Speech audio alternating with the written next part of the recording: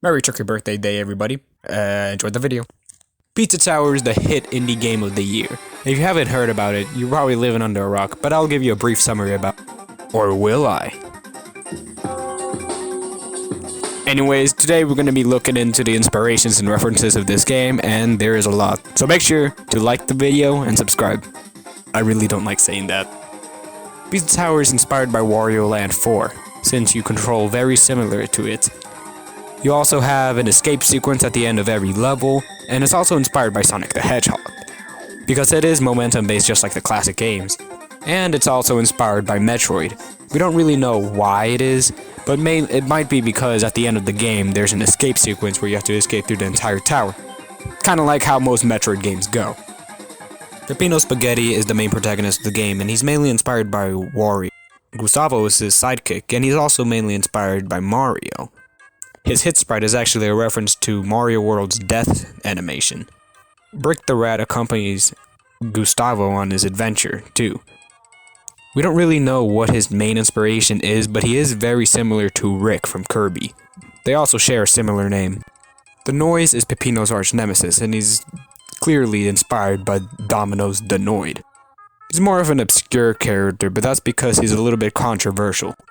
Other than that, we love a good pizza mascot reference. Snick the Porcupine was a character in earlier demos of the game, mainly the Sage demo.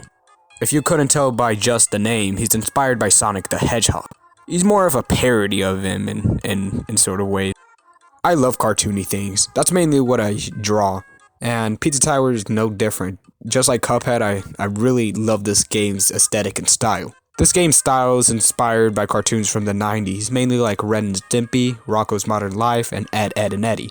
Though many people pointed out that it actually looks extremely similar to Augie and the Cockroaches. It's more of an obscure show, but it's still a beloved one to most people. It's mainly produced in a French production team called Xilium, or something like that, and McPig is also French, so this might make a little sense.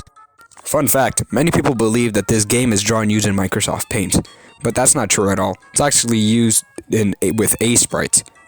Now we're going into references. This isn't really inspirations, but just really more of like actual nods to some other piece of media.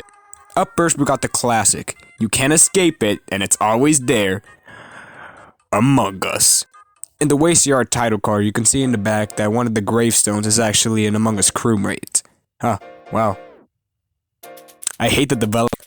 Another reference that you can't escape that's everywhere on the internet is Five Nights at Freddy's. There's literally an entire level inspired by Five Nights at Freddy's. I wouldn't really call this a reference, but it's more of an inspiration.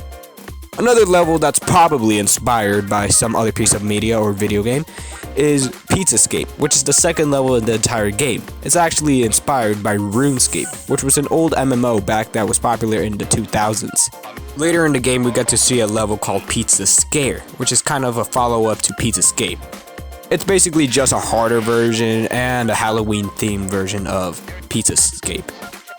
Fun fact, Pizza Scare was actually a thing in the demos.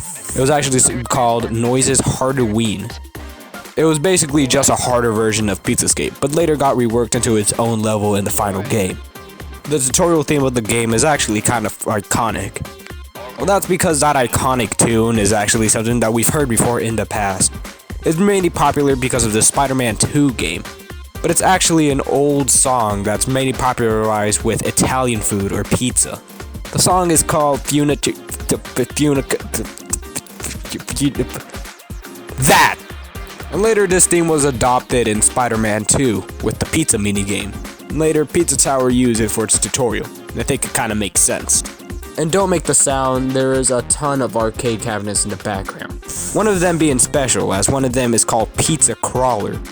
Before Pizza Tower, there was a concept called Pizza Massacre, which was a game that followed Peppino, but it was different. Instead of it being inspired by Wario Land 4, it was more of a horror game that was just kind of like the Resident Evil series. But that game was a little scrapped, and before that, there was a little demo of Pizza Crawler, which actually followed Gustavo instead of Peppino.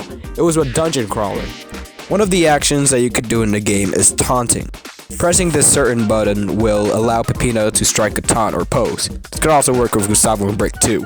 Though these taunts hold many Easter eggs and references. First off, let's get this out of the way, but the taunt sound effect is actually called the Philly hit.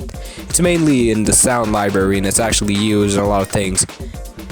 I've heard this in some other songs too, mainly Funky Stadium from Mario Kart Wii and the mini boss theme from Sonic Mania. One of the taunts of Peppino is him in a graduation cap and holding a graduation bachelor's degree. Did I just say bachelor's degree? This is a reference to Eggman in the Adventures of Sonic the Hedgehog cartoon, where he holds the degree and the graduation cap in a similar way. There are actually 3 scrapped taunts in the game that were never used, and 3 of these were actually references to other pieces of media. Another one from the Adventures of Sonic the Hedgehog, we got the promotion taunt. This taunt also followed Eggman pointing his finger up and saying promotion. Peppino does the exact same thing. Another Sonic one, but from a game this time, is the Sonic Adventure pose, a classic, an iconic pose. Nobody can replicate it, except Pino. And finally, we got the Peter Griffin pose. Yeah, that's funny. The reason why these were scrapped is because the Pizza Tower devs didn't want too many meme references in the game. Just kind of wanted to stick into their own type of humor, which I kind of respect.